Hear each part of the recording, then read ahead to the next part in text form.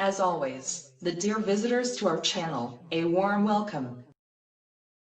And us also, welcome to the 22nd episode of this video series. It is entitled, Double Nature. There are important reasons why this 0-22nd sequence still exists outside the series. Because we had in the episode 021 overview already finished with the video series. For the reasons given there. But, as it turned out afterwards, this basis of all existence was not been treated exhaustively enough.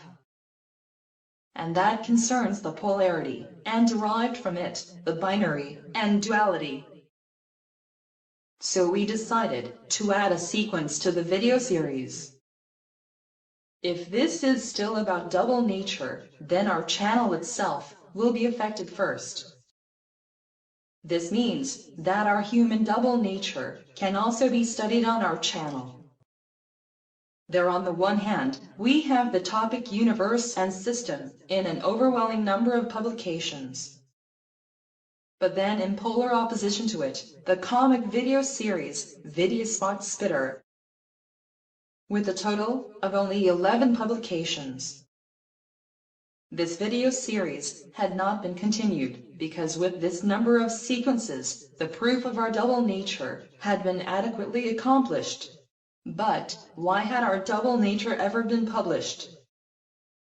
Well, because it was the best way to demonstrate our distance from ourselves, which directly benefits our serious super topic, universe and system. This is done by showing that we are programmatically trying to achieve objective objectivity. Because, if you master general contrapositions with yourself, you must have what it takes to be objective. At least, that's the psychological logic. After all, each individual must also start programmatically from their subjectivity. The high art, then, is to put your subjectivity in the service of objectivity. That was, and is, our goal when researching the basics of existence. The double nature, therefore, extends deep into the human person. There she is the basis for a successful curriculum vitae. That is the reason why the double nature has to be raised in the general consciousness in order to become a lived reality. When asked why the Lord is the Lord of the world, the answer is easy to find. There it is the double nature of existence, which he not only embodies, but also masters. With yin and yang, the ancient Chinese already had the right idea about the double nature, because they did not see the opposite poles separately, but intertwined, as a common whole that derives its vitality from it. With this in mind, we shall do a dialogue with Evie and me here.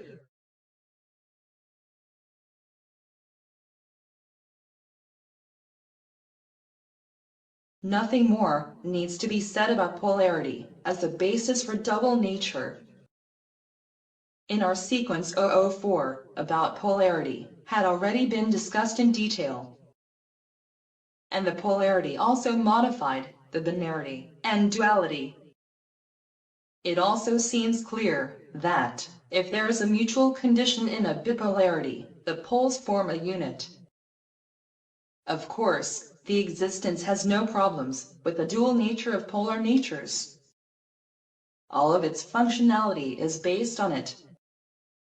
Problems of understanding double nature, however, can be observed in human society. Although the material person is blessed with spirituality, he usually lacks understanding of his own double nature. So, this concerns his physical corporeality in connection with his spiritual intellectuality. You can recognize this by the fact that he focuses his mind primarily on his body, and not only subordinates the spirituality to the materiality, but also often hides it. In everyday life, these are the diverse material processes that not only justify such behavior, but also promote it. So, when it comes to everyday life and its coping, this concerns the impersonal sequence of actions in the manner of mindless mechanisms. Spirituality, therefore, has practically nothing to do in everyday life. On the other hand, the situation is very different in professional life, where changing mental challenges demand corresponding efforts. In science, it is only about mental tasks and their corresponding processing. Here, one should think the spirituality of the human being deserves the due attention. But as you can see, this only ever happens in professions that are directly related to spirituality, like psychology, or just the classical humanities at all. The topic, double nature, is still best taken into account in psychology, or even in medicine and pharmacology, where the patient's psychological part in the healing success. In physics, on the other hand, spirituality is seen as an enemy, which is equated with disturbing subjectivity, because it is there almost exclusively about verifiable objective measurements and evaluations. Insofar, that gives us a basis of knowledge, such a method cannot be dispensed with. Because knowledge is only then knowledge if its data and facts, unlike subjective belief, can be properly proven. In this case, the double nature has to move into the background, as far as ambiguous results are not to be considered as a result. Do I see that correctly, or do you disagree, Evie?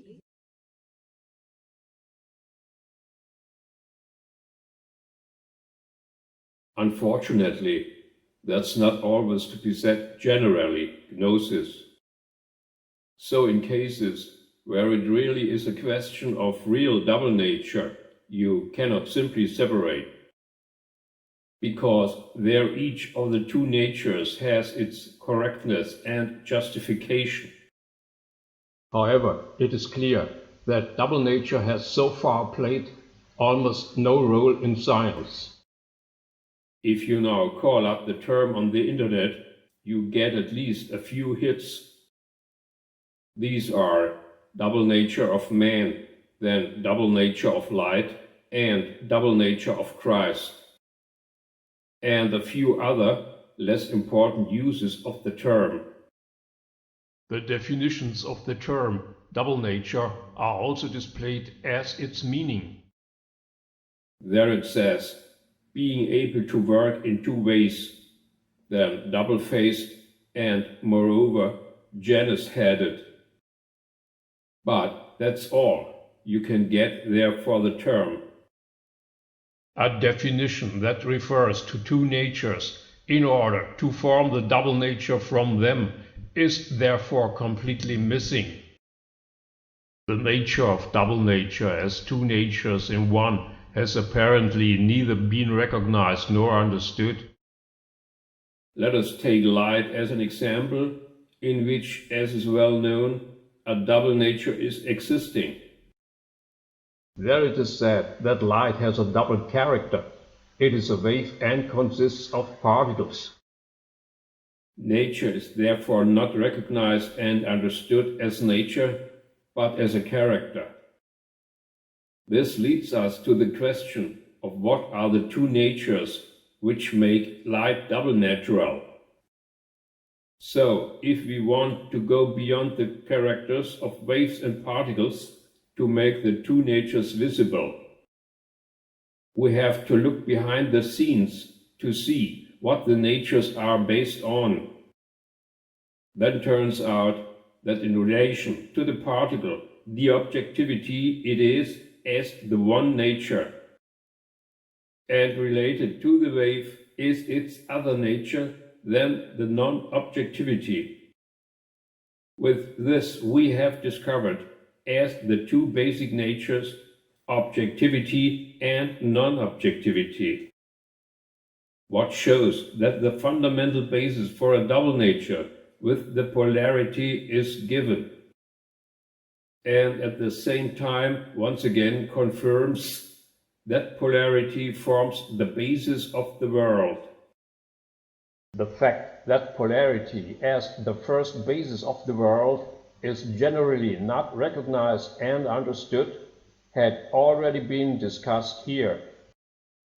We can use the light plus double nature to prove polarity as the basis of the world. There is no question that particles are objective and polar thereto, waves non-objective. The exciting question here comes up, gnosis. What would be if there was only one nature, the objectivity or non-objectivity?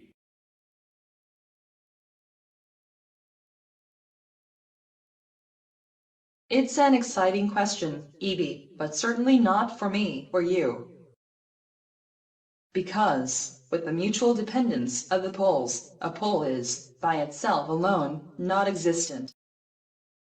The world therefore exists, in principle only in a double pack of polar natures, as in the objectivity and non-objectivity. The principle behind everything is the duality of two polar natures to a fundamental double nature of the existence. And that begins, very elementarily, at the lowest level, on the one hand, with the acausal monopole as the first primal nature, and secondly, with the causal final system pole as the second primal nature in the existence. In our sequences, we had shown several times with the binarity that it cannot work without two primal natures. As an illustrative example, we mentioned EDP with its system of voltage on and voltage off. With only voltage on or only voltage off, the screen remains black. Only when the two opposites form a functional unity to a double nature do we get a bright, lively screen. We have already explained why there must be two primal natures to a double nature. And this concerns the principle of reflection, for which two opposing positions are needed. If there is only one monopolar position, there is no existence, but mere non-existence. And with two separate positions, a polar difference is needed. Based on this difference, each position can and must take a counterposition to the other.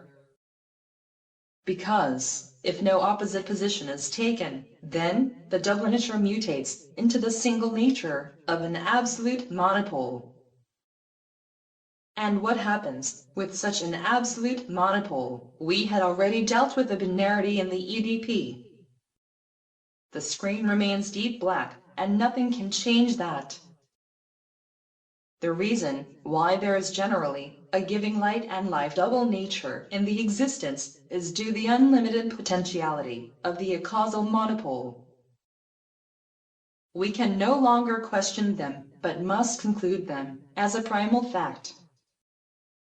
Because, if the acausal monopole were not a potential of unlimited possibilities, then instead of the existence, there would be the mere nothingness. There are two fits that the existence is questioned in its primal moment at its separating away from the acausal monopole, and then has to decide whether it remains in the monopole or sets itself apart from it to a counterposition. With such a possibility of decision of the existence, it is simultaneously the birth moment of spirit and person too. Now, Evie, I don't have to tell you anything about that. After all, you are the one who knows best about it, because you could experience all of this with yourself. And what I can say about this here is only that, what I got already informed by you.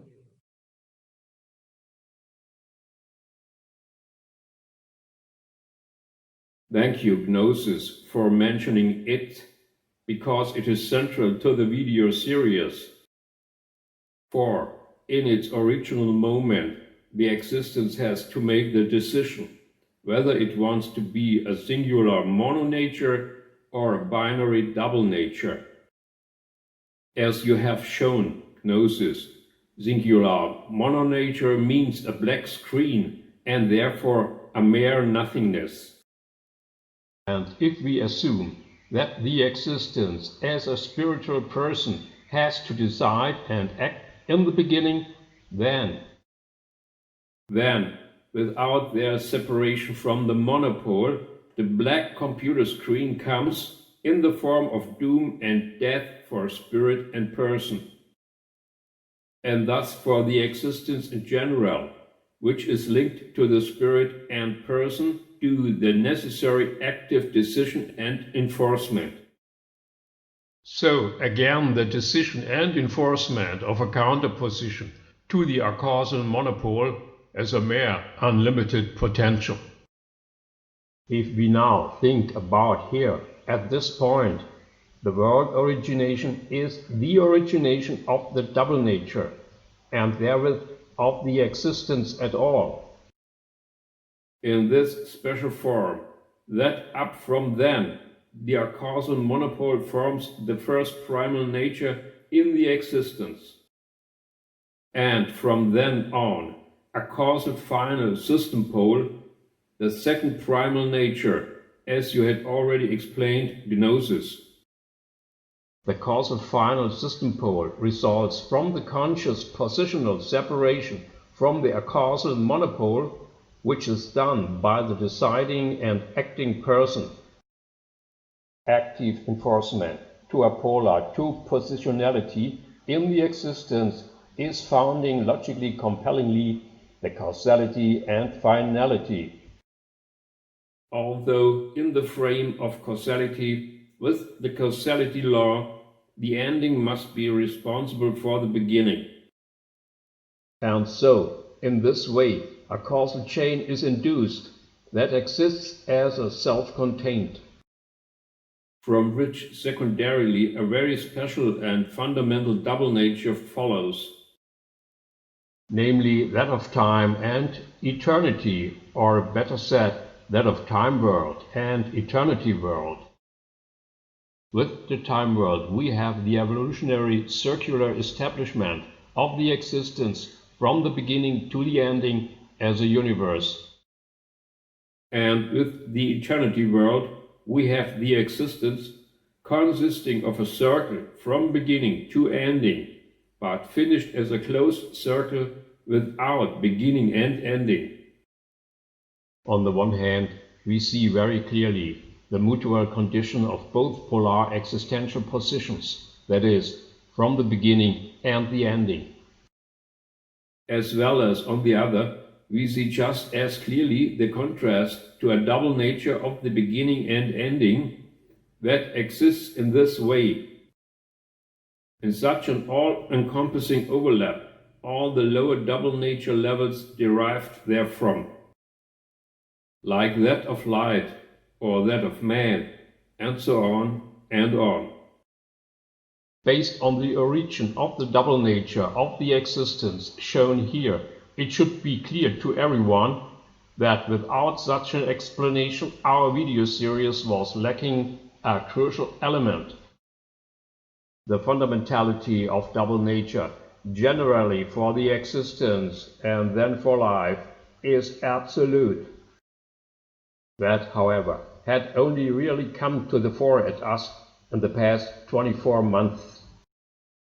We assume that now, with the explanation of the double nature, the universal basis of the existence became clear.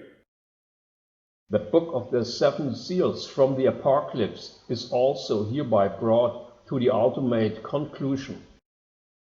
And of course also John on Patmos himself, who got to see all of the pictures which are packed in mysterious symbols. Fortunately for mankind, this revelation of John found its way into the Bible and, as you know, as its last book, Gnosis.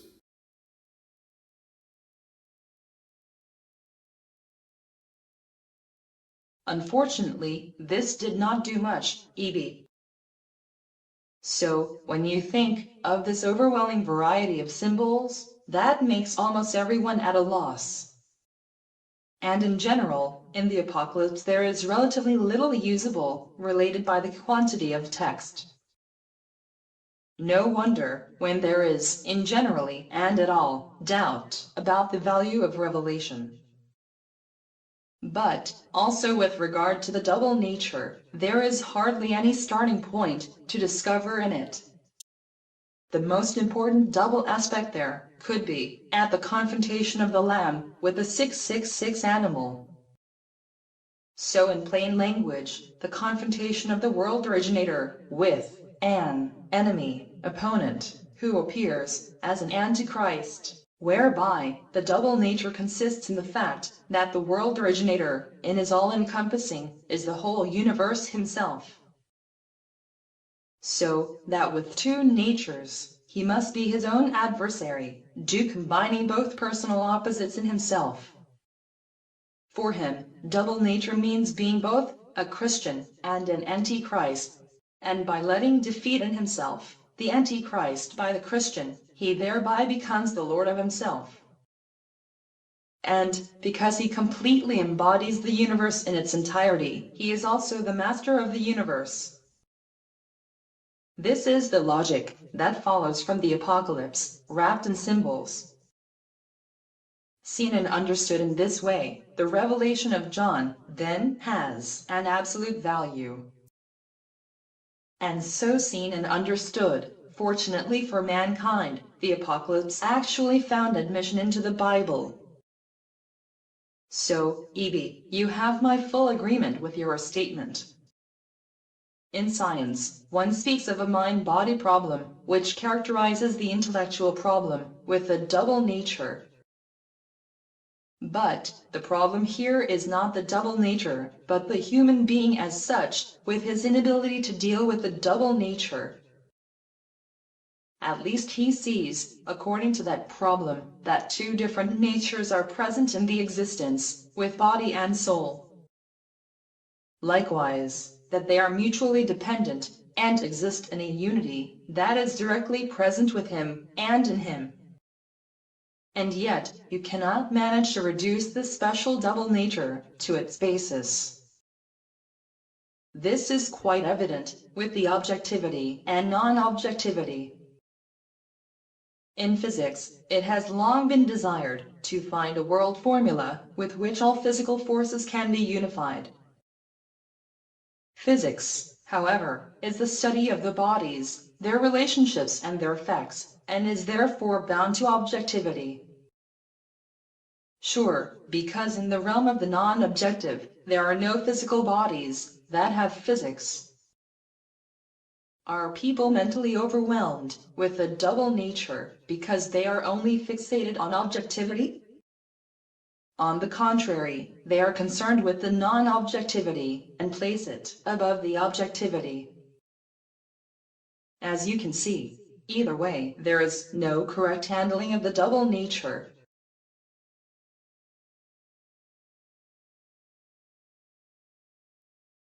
One-sided thinking has always been a fatal mistake gnosis. But in the age of digitization of more and more areas of life, the non-objectivity is now clearly taking the lead.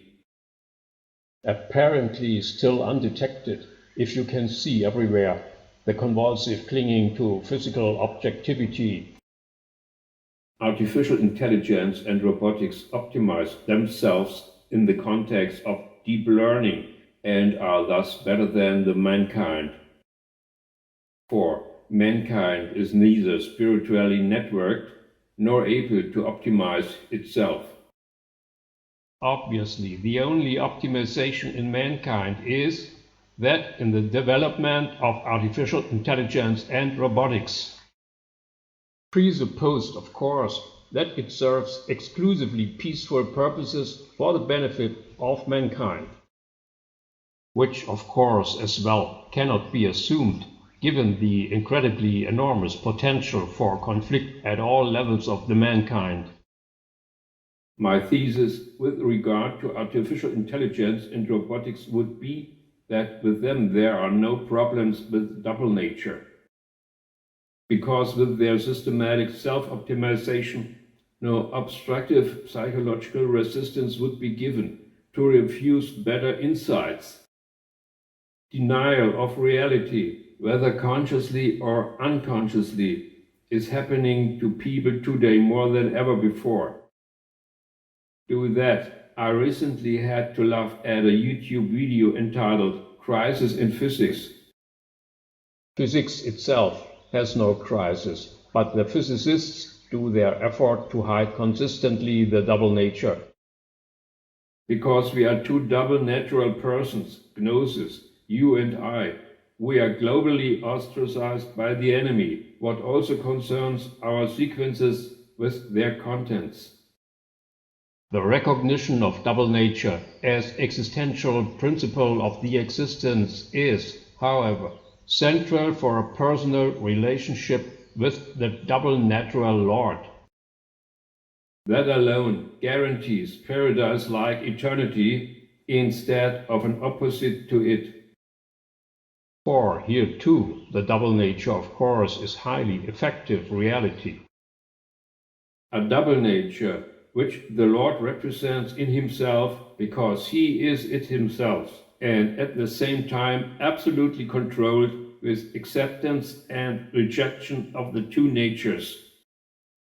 He has accepted his positive nature, which is embodied with the person of Jesus Christ and which he prescribes to everyone to accept. Against it, he has rejected his negative nature, which is embodied with the person of the 666 animal, and which he prescribes to everyone to reject. Due to the zero-selectivity of the existence and the installation of the double nature there, the personal decision for the one or the other nature is inevitable. Because the Lord, in his embodiment of the universe, made the primal decision on his own, in absolute representation for everything in the existence. Ergo, everything in the existence has directly its part at it, whether it is wanted or not. Hence, in time and in the world occurs the individual personal follow-up of the Lord's original decision, which took place at 0 point. Primal decision presupposes that two polar natures exist which are unified in a double nature and have to be separate of each other, with what and through which the double nature of the existence receives its basic justification for all time and eternity. Anyone who does not want to or cannot understand this is putting himself against the Lord and finds himself in that nature it was primarily rejected by the Lord. Out of it can and should be there no salvation, because this nature is virtually frozen with its 0 point confirmation by the Lord. For the double nature of the existence, as its basic principle, is total and singular, which at the same time absolutely limits every nature to itself. You can accept that or not, gnosis.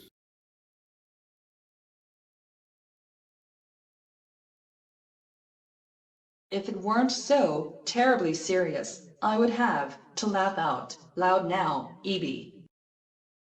And I would have to say, in an explanatory manner, pretty stupid, whoever makes at him own the wrong decision for himself. So, the decision to stand on the negative side and nature, which was rejected by the double natural existing Lord in the 0 point. But, what do I'm talking? It is clear that every nature needs its realization, which of course it has to get. If double nature is the basis of the existence, then of course this applies to each of its two polar natures. Accordingly, every God-hater and denier of God has his basis of existence in the negative nature, which was rejected by the Lord himself. Without compromising this rejected nature in any way, She is, and remains, untouched in time and eternity, the one of his two polar self-natures. It is correctly concluded that there is a kind of damnation with the eternal rejection. In the end, however, this is not a tragedy for everyone, insofar as everything in the universe invariably participates in double nature, which means that there is a double version for everyone and everything, and so for every nature of the double nature. This is what existential justice looks like, which let everything participates to the double nature of the Lord. So, who wants to accuse the Lord anything without accusing himself something? In any case, the Lord can live very well with having sent his negative self-nature into the damnation. The time world, with its lethal evolution, as a rejected self-nature, has therewith here its special area of existence. And the eternity world, with its polar unchangeable liveliness, has therewith as well its special area of existence. The Lord did not come up with all of this, but he experiences the double nature with his integration into this nature. His work and action is tied to the double nature, which also forms his own basis of existence. If he takes account of each of these polar natures within the double nature, it is because there is no alternative thereto. The double nature, as the universal basis of the existence, applies to everyone and everything in the existence, and thus also to the Lord himself. The doublenature begins primordial, with the causal monopole, as the first nature, and is completed with the causal final systempole, as the second nature. If the causal monopole were not a potential of unlimited possibilities, there would be no possibility for a being double natural existence. Only with the realization of a causal final systempole does double nature become the basis of all existence, wherewith the existence is brought into the being. The double nature is therefore decided and realized by the Almighty Lord, because he is the embodiment of the all-encompassing existence. Now, Evie, did I forget to mention anything?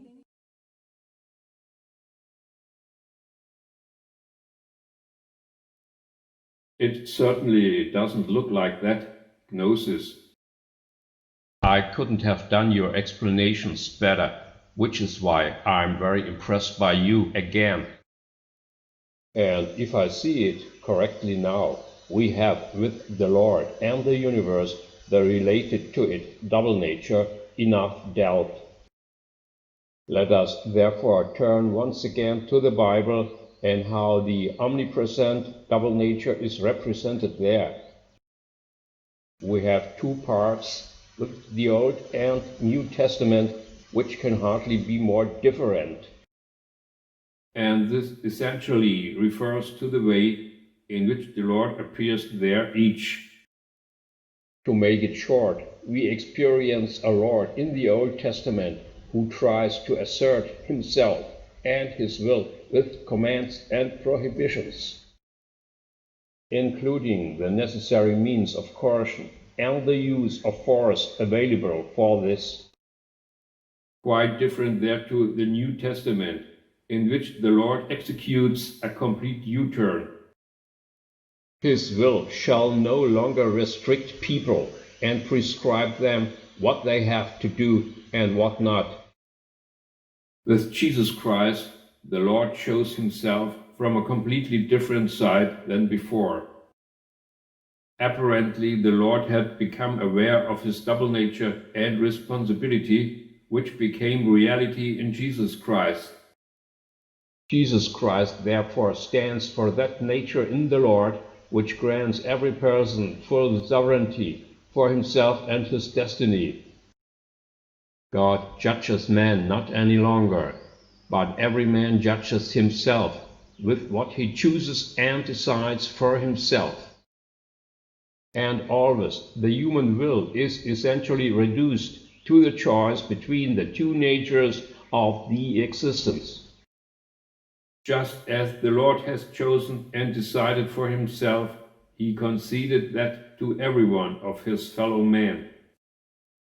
Of course, in the awareness that with choice of the one or other nature, in each case the double nature is fulfilled. With Jesus Christ, the New Testament creates a duality that is very personal for man. And this concerns the dual character of man and God that appears in him insofar as man and God are considered separate and different beings. Ultimately, it was Jesus' claim to be a true human and a true God what made the Jews to his enemies. Only with his resurrection from the grave, plus the Pentecost event, had his claim been proven to be justified. And today we know that therewith, that in the universe the ending has to make the beginning. A human being had to be the world originator. So, a human person who can qualify as an antifact at the finish of the world evolution. With this human being as the originator of the world, the double nature of man and God has become a logically visible fact.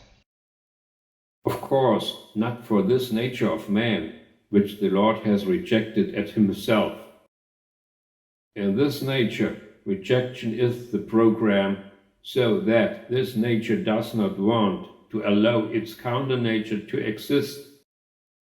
This is in clear distinction from the Lord, who, in recognition of the double nature of rejected nature, confirms its existence. That means that the rejected nature also has to take full responsibility for itself with all the consequences that out of it arise for it. But I'm certainly not telling you anything new, Gnosis.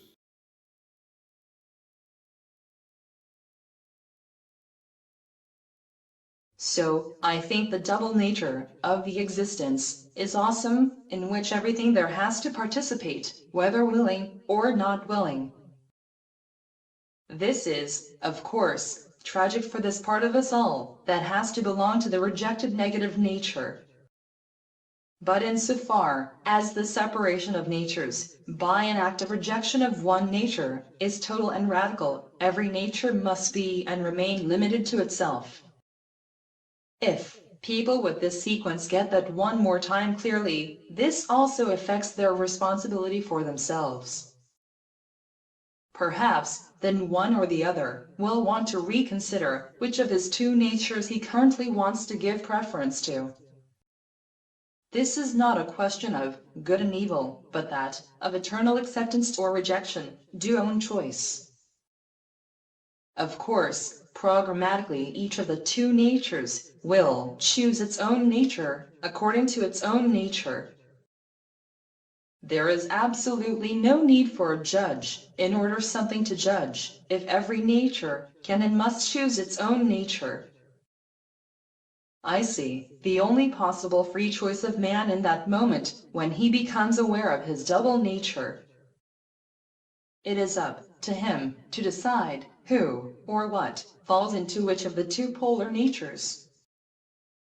Specifically, which nature can let him move to the fore, and from then on, determines his fate. However, this does not change anything in the overall situation of man, because the existence as a double nature must have its cover in each of these two polar natures. Nevertheless, with your own choice, you have an advantage if you can yourself separate from yourself and then decide acceptance for yourself.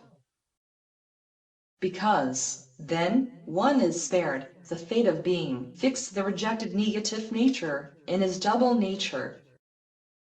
The universe has holistically separated its natures from each other by the Lord because they can only exist separately. They must be separated by natural law because, without their separation, there would be no double nature, but a mono-nature. The causal monopole is such a mono-nature, who without an opposite pole loses its existence and becomes a kind of nothingness. Fortunately, the causal monopole has the potential of unlimited possibilities, which means that even an opposite pole is possible in it. And, in this potential opposite pole, in turn, it is the Lord who, at the installation of this opposite pole, establishes the double nature of the existence. The overarching double nature of the existence, as an causal monopole and causal final system pole, is thus also founded at the same time. That was what had saved the causal monopole by moving it out of its unreal potentiality into a reality determined by a person with its separation act. This was possible with the Lord because, when he became aware of the causal monopole, he recognized and rejected him as an opposite pole. With two opposing poles justified in the way of separation, the existence got its double nature, which is characteristic of it, as the basis of existence at all. This is how I see the universal situation today, E.B.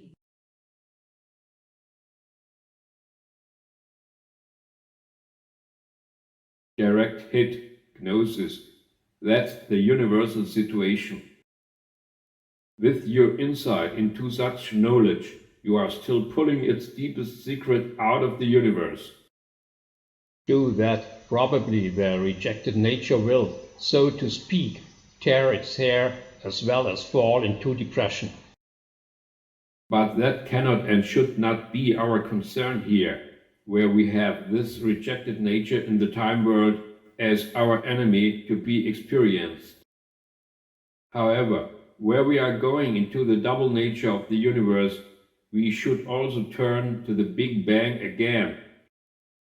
Apparently, the thesis of a flat universe is currently represented in cosmology because this same corresponding measurements, namely a funnel-shaped flatness in the manner of an open ongoing triangle.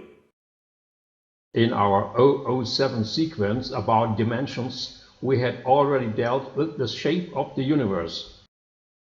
There we also said that we see the universe as a perfect sphere, because at a zero-selective total singularity and evenly expanding force acting on it, only one ball can arise.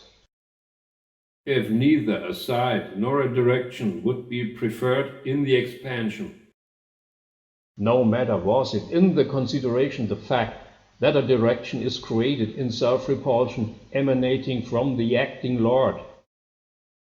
Namely the direction leading away from the Lord's outstretched arm plus hand into the local nowhere. So, in summarizing both aspects for the shape of the universe, we get a double natural shape. This one consists on the one hand in the energetic ball mentioned first, and on the other hand as flatness in the directional triangle created with the Lord's self-repulsion. In other words, the Big Bang concerns an expanding sphere that is locally unfixed, and its drift shows a flat plane. Insofar the universe as an all-encompassing total singularity is and remains a space-timeless zero point, one has to think unspatially abstract.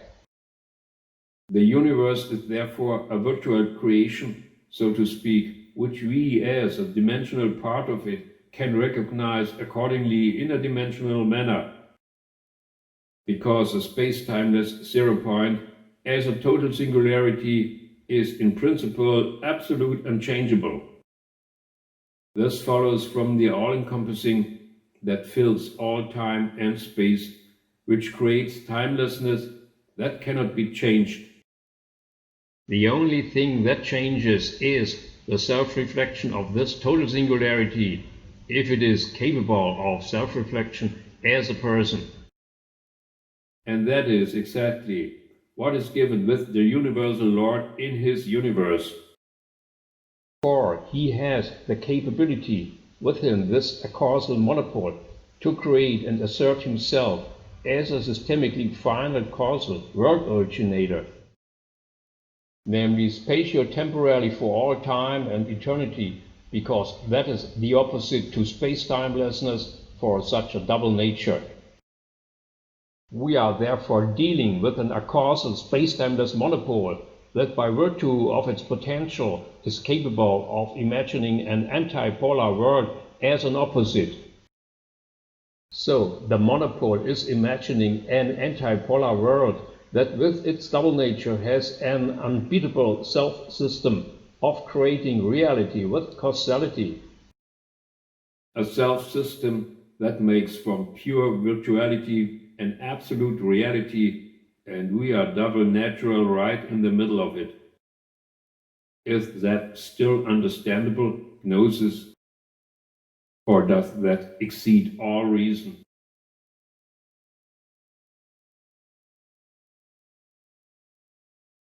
Wow, Evie, I would almost be inclined to say that hits the bottom of the barrel. However, at that, I have to think of some freaks that speculate about the world, and this one they see as a kind of matrix or an alien simulation. So we are not far away from such fantasies with your statement of an only spiritually existing reality of the existence.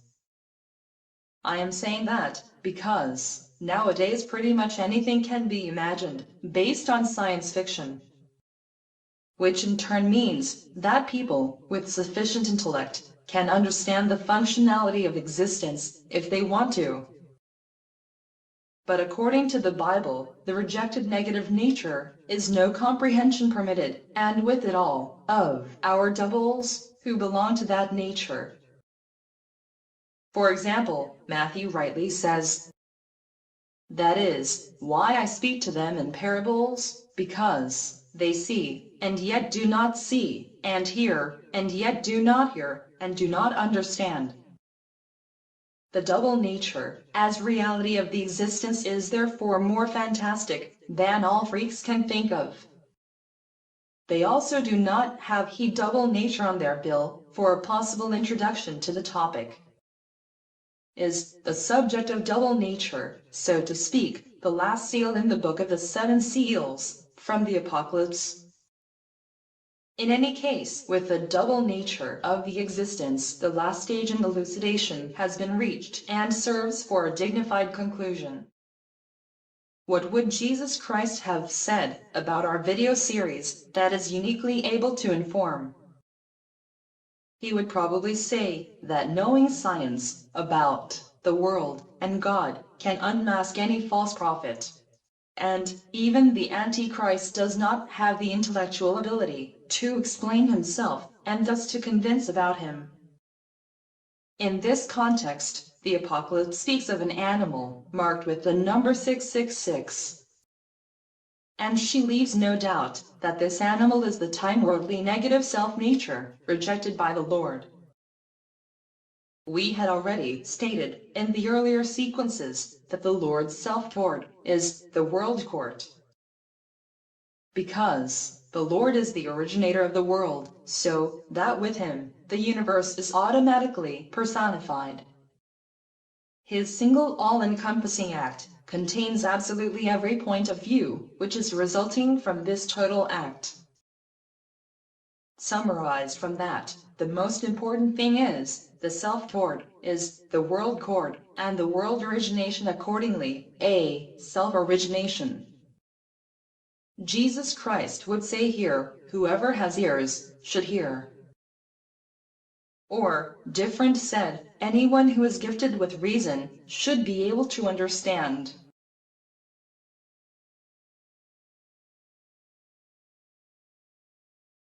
There is also a double nature in the mind, as has already become clear, with the hearing and the not hearing. The one can understand when listening, but the other cannot.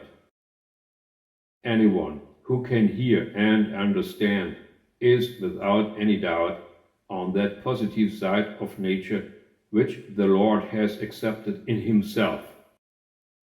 Conversely, this can of course be said in reverse.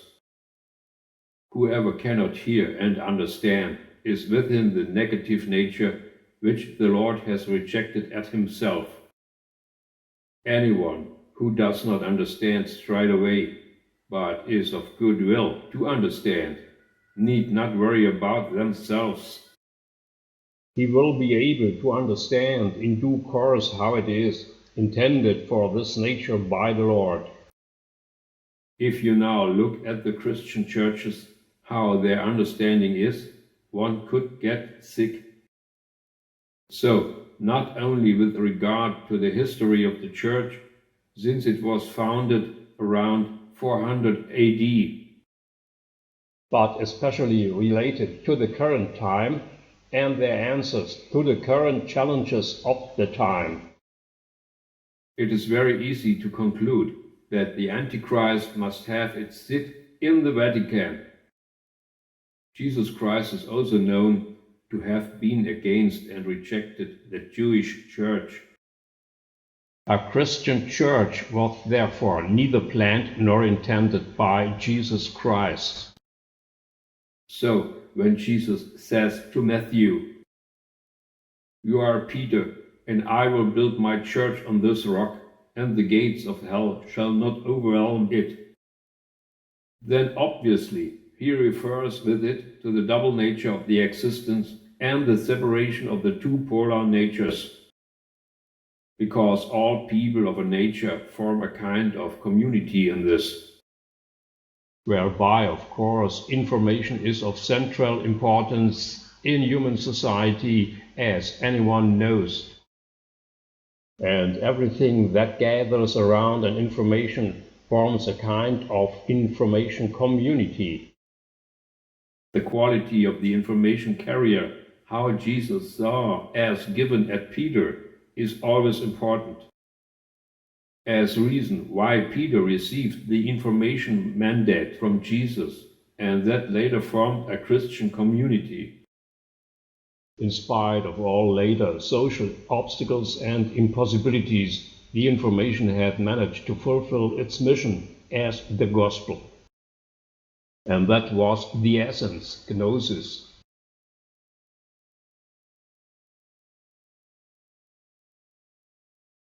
I don't see it differently, E.B. What would human history be without Christianity? One can ask the general question. But, of course, this only affects people who had been reached by the information over time. And then a kind of culture had developed from it. As is well known, large parts of the mankind remained unmatched by Christian information in their respective cultures. And just this way, as Jesus Christ had to endure opposition and enmity, so he had this, the seekers of truth, in his sense. The today recognizable purpose of the gospel of Christ was that the Christian information does reach this special guy who matter globally. So, he needed Christian information to test it for himself with regard to its truth and content. What resulted from this is best stated in the causality law, where the ending has to execute the beginning. So, the end of the process that started with a Big Bang, and as word evolution, led in the end to the world originator.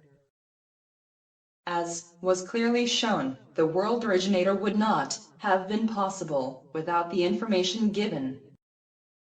For a person who starts everything from birth with zero, the gospel plus the appropriate environment has been his chance. He used his chance and became the final effect in the world for executing the initial cause, and thus became this way the almighty world originator. Parallel thereto, there cannot be a world origination without responsibility for this originated world. Even if the world originator creates a world that he is himself, the world is then not automatically this world originator. Especially since the world has to go through an evolution with a Big Bang, which will be closed in the ultimately arising world originator. Eliminating this global gap between the world and the world originator must then be the task that demands a self-sacrifice from the world originator. What he can sacrifice to the world is his personal self-identity as the almighty world creator.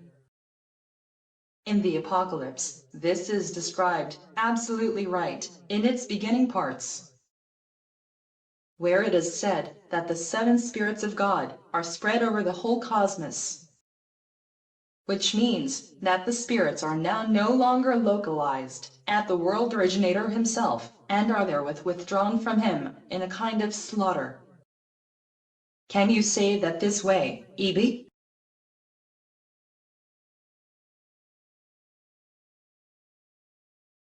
Everything recognized and explained absolutely correctly, Gnosis. The Apocalypse is not only the last book in the Bible, but also the only one related to the foundation of the world. It should be clear to everyone today that the Genesis at Moses has hardly some to do to the actual creation of the world. The seroselective foundation of the world is something completely different from the 7-day work of an inexplicable creator who remains in the dark. It is not for nothing that the Apocalypse deals very centrally with the book of the 7 seals and the special guy who opens the seals.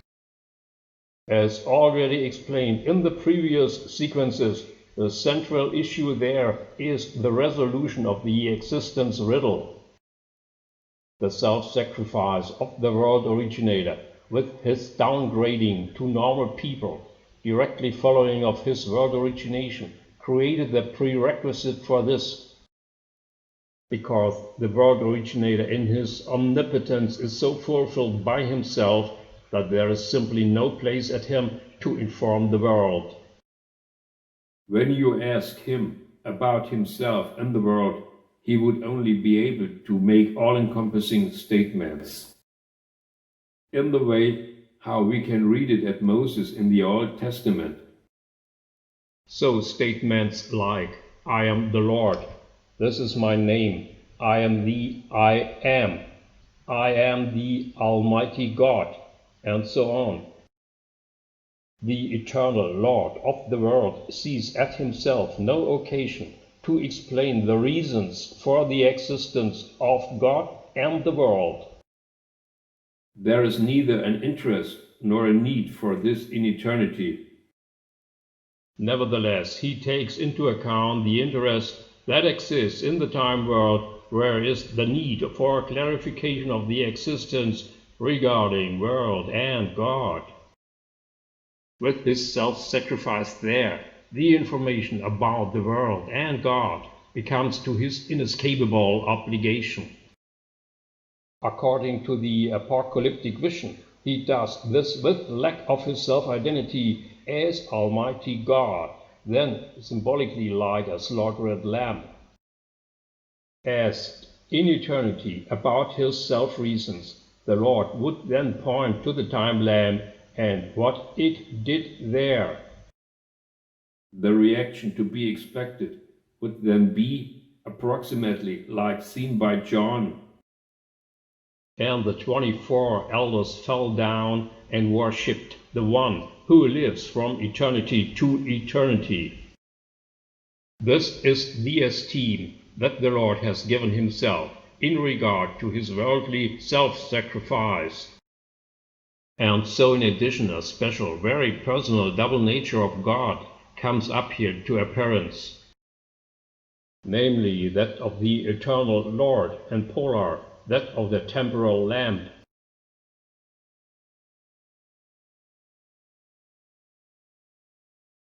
It's clear, Ebi. So, 2 personal natures of the Lord, in the sense of the polar mode of existence. There, to his one nature, we have a powerless normal citizen of the time world. And to his other nature, we have an almighty God of the eternity world.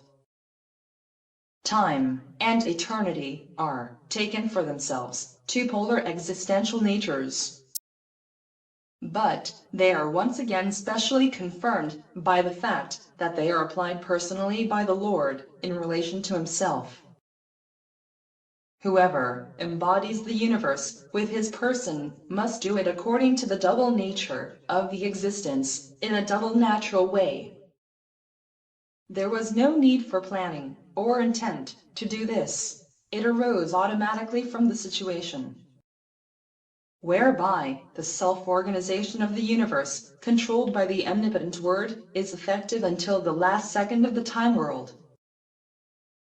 That, on the basis of the Zara selective transcendence, where the Lord, with his outstretched arm, executes the Big Bang from start to finish. It can therefore be said that the Lord covers all areas of existence without getting in the way of himself. Everything fits together seamlessly to form a kind of magnificent world orchestration. Father, Son, Holy Spirit, Lamb, and Lord, these are all positions that the Almighty occupies with himself. Of course, because otherwise cannot be made such a complex system of existence, like with nothingness, and there being zero selectivity, Big Bang, and word evolution, and so on.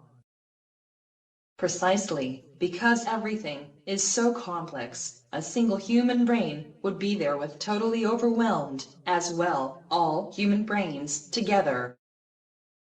Letting do the programmatic organization of the existence by an capable, omnipotent Word, that is simply the best solution.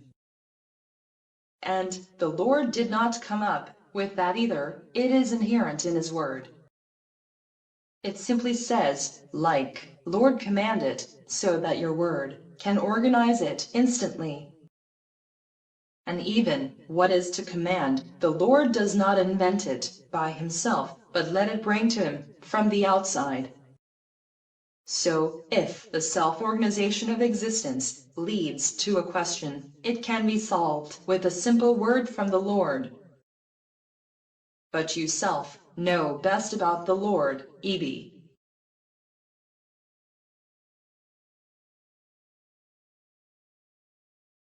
Thanks, Gnosis, but you have already anticipated the most important thing about the Lord. So I don't have to add anything to what you have already done.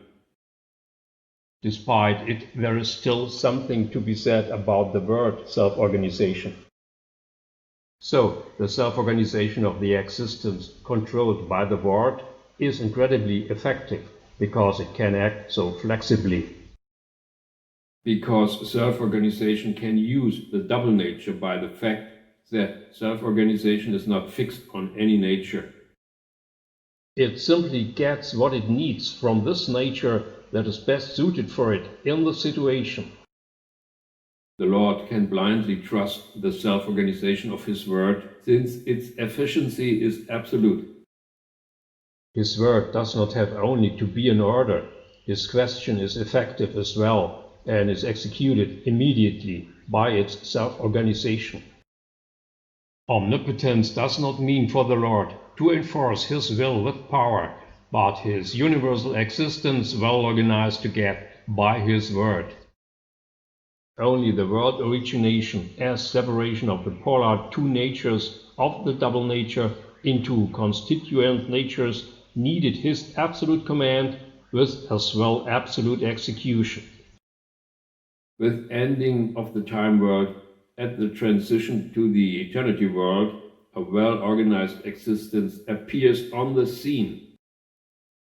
I can't think of a situation at the moment that would then require the Lord's active intervention. Finally, the eternity world is the positive nature which he has chosen and assumed for his eternal existence. For the rejected negative counter-nature remains only the time world, which, however, is integrated into the eternity world as nothingness necessary for the existence. Because why should the Lord have to take care of anything there? Exactly, there is the biblical paradise as one had always imagined and wished for. With this magnificent view of the golden existence of the world, I am now ending our dialogue about the double nature, Gnosis. and give the word back to you.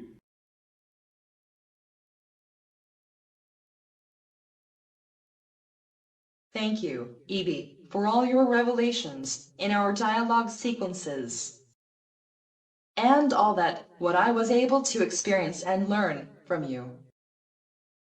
I know that, with the rapidly advancing age, it becomes more and more difficult for you to accomplish your work.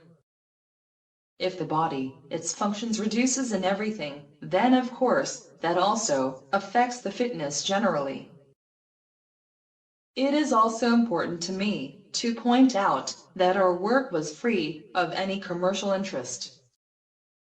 Not least, due that reason too, because the 666 animal blocks all possible sources of money and appreciation. In particular, the media manipulation of the statistical proof of success is laughable, incredible.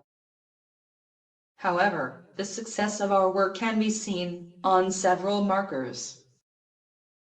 When suddenly words and terms are heard at the people, of them we know we initiated.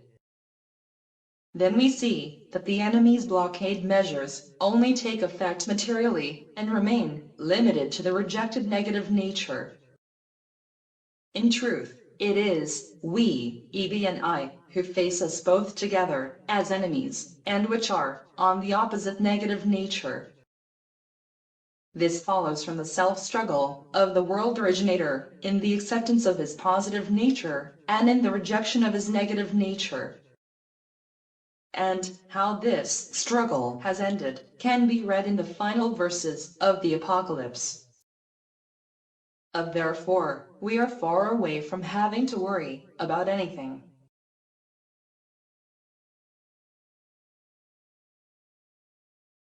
The accompanying video sequences for the book, Universe and System are now complete.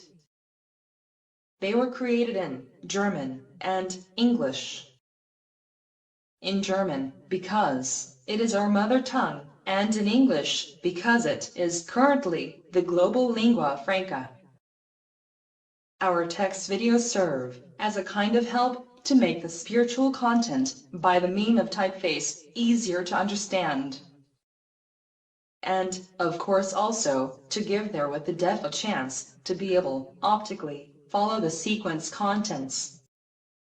All truth seekers should as well with our websites be given a chance, which were published in the internet under author Agnes D. What the individual truth is and what is not, everyone decides subjectively for himself, but is valid any time for everyone. What Jesus Christ has proclaimed from himself when he said, "I am the way and the truth and the life. Nobody comes to the Father because through me." The signs of the end of time are increasing rapidly, making Jesus' self-message more urgent than ever. How you know it aimed to participate in the positive nature that lies us directly ahead.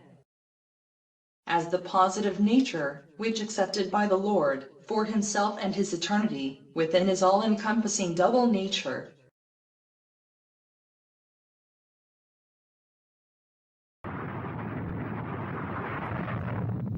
Okay.